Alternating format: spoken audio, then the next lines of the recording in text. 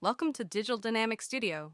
This is the first computational fluid dynamics simulation platform built from the ground up specifically for students in STEM fields to use and explore with. This is a quick start demo where we will walk through the application and set things up to perform your first simulation and show you how the application is laid out and where to find things. But the first step is to log in, of course. So after creating an account, all you have to do is sign in to the web page. And here we are. It puts us in the Welcome tab, as you can see here. The application is laid out in a series of tabs, as you can see here on the top.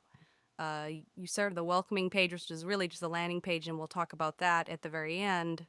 There's a modeling tab where it's a fully interactive geometric modeler where you can build your geometry and objects that you're going to be used for your simulation. There's a simulation tab where the simulation is carried out and visualized all through this interface here. And then there's a very comprehensive documentation tab, which has all kinds of background information about the application, numerical simulation, fluid dynamics, and a whole suite of suggested student experiments where they can set up and perform simulations and experiments and take measurements and learn about fluid dynamics by running through the series of experiments. In the upper right, there's a gear icon with some account settings, feedback, dialogue, as well as log out as you would expect. Let's throw in the modeling tab, so let's move over to there and talk about that. The modeling tab here is a fully interactive geometric modeler in 2 dimensions where you define the shapes, the objects that you're going to be simulating, as well as, let's go back and do that. As well as the outer domain, defining where the fluid is in your simulation. You can see here the outer domain is a rectangle. Fluid will be coming in from the left boundary here, flowing around the object, and then leaving the domain on the right here. But you need to set up the geometry, and this is where you would do that. Fully functional editor, you can do all kinds of things and create different shapes that you need for your simulation, the basically application that you're going to be studying. There's a bunch of you can setups here, cylinder, airfoil, and NACA. This is a NACA 4412 airfoil. You can change its angle of attack, change its airfoil type, all kinds of different things.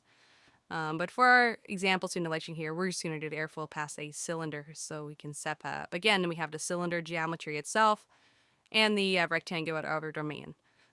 So this is enough for our general simulation. The next step is to go to the simulation tab where we will load this geometry and run the simulation. So let's move over there.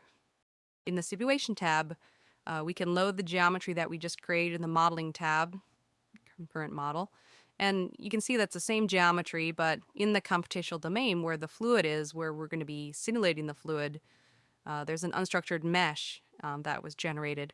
And this mesh is not static, it's dynamic. It'll change its shape, its structure, whatever is required to model the features of the flow that are being generated live in order to ensure accuracy for the fluid at every location within this computational domain. We loaded the geometry. Our simulation parameters are here. You can set up your viscosity, your time step size, simulation type, your boundary conditions, and there's a few advanced parameters. Just for fun, I'm going to increase the mesh resolution just to make it a little more interesting. But normally you don't have to deal with the advanced parameters. And once the simulation is running, all of the display parameters will be controllable through here, but we'll get to that in a moment. But first, let's start our simulation by clicking on this person icon here in the lower right. The lower right control the running or pausing of the simulation. The person is in the standing state because the simulation hasn't started yet. While the simulation is running, each frame of the simulation is going to be cached internally, so you can play it back once they've been computed. And that's what these controls here on the left control, the playing back of the simulation after the frames have been generated. So let's start our simulation and see what happens. So we'll toggle the person icon, and there we go. The simulation has started. You can see here the timer at the bottom, number of frames are being computed. We're at about frame 200, 250, and you can see that they're being generated live within the interface. While it's running, let's play with some of the display parameters. We can look at things like vorticity, turn off the mesh. Let's look at the mesh first. So this is the unstructured mesh. You can see it's adaptive and It's adapting itself to the features of the flow to ensure high accuracy. Vorticity is a very good variable to look at. It kind of gives a high-level overview of the fluid dynamics. So you can see vortex shedding is happening. You can see these vortices are formed behind the object, and then they detach and move downstream. You can look at things like velocity vectors, which kind of show the direction and the magnitude of velocity at every location within the domain. You can look at things like fluid pressure. You can see there red is high pressure, blue is low pressure. And particle traces, you can add like fictitious particles. You can think of them as pieces of dust that are introduced into the flow and then get carried with the flow and move downstream. And you can see the vortices that are developing, a very good way to visualize the flow. Let's stop the simulation here. You can restart the simulation and pause it by just clicking on the man icon here at any time. But as I said before, each frame is cached internally, so you can, once it's been generated the frames, you can play them back at a higher frame rate by pushing the playback button right here. You can still go back and change the visualization parameters, do all kinds of things to analyze the results of the simulation as you see here. Additionally, you can see the time curves, in this case the lift and drag on the cylinder. You can see that the red is the lift forces, it's the vertical forces, and they go up and down because the vortex shedding is happening so instantaneously. The force is either, upward, positive, or negative. And the blue is the drag force on the cylinder, the force in the x direction. So these are also computed by a simulation engine and presented here in the time curves display. So that's a very quick overview of the simulation, a few other features of the application, including its comprehensive documentation. Here in the documentation tab, there's a comprehensive set of documents about the product, fluid dynamics, and marble simulation, how to use the tool, all kinds of information. As you can imagine, computational fluid dynamics is a complex topic, and we want to make it easily understandable by novice users and students and college or high school. So we'd provide as much background information as possible about what's going on and about fluid dynamics and all kinds of information. So there's a big comprehensive overview section here, a big walkthrough tutorial that new users should definitely go through and get more details about how to use the tool. All the geometric modeling capabilities are discussed here under the modeling tab.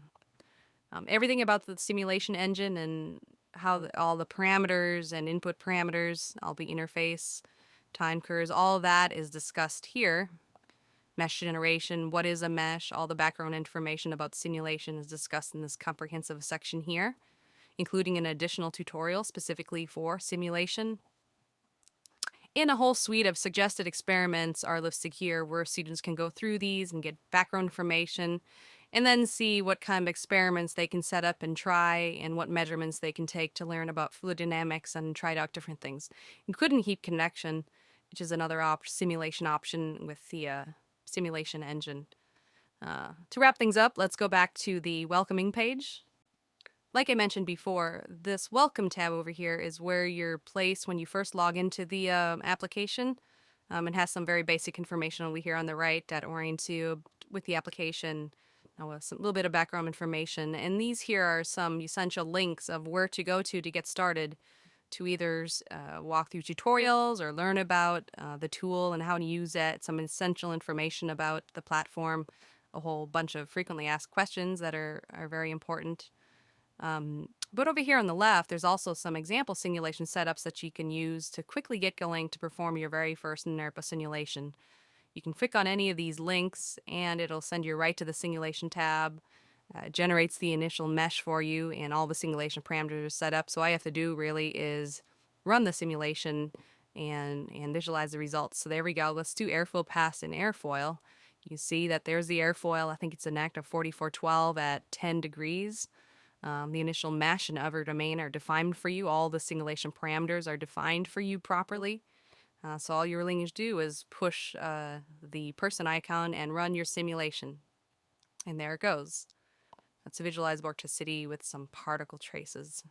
There we go. So the simulation is running live here on within my browser on my notebook.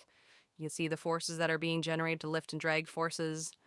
Very easy to get up and running on simulations lifted the Mammoth Studio. One other feature we should note is this little movie icon here. After you've computed some frames and have something to record, you can record these frames and create a MTEG movie of your simulation that you can export and download for use in a presentation or report, or just share with others. So it's a very convenient way to share your results with others. So that's a very quick, high-level overview of Digital Dynamics Studio. Hopefully it's a very helpful tool. You can learn from it, learn about fluid dynamics, learn about numerical simulation. We've tried to make it as quick and easy as possible to get up and running doing these rather complex simulations and analysis. Um, Thank you.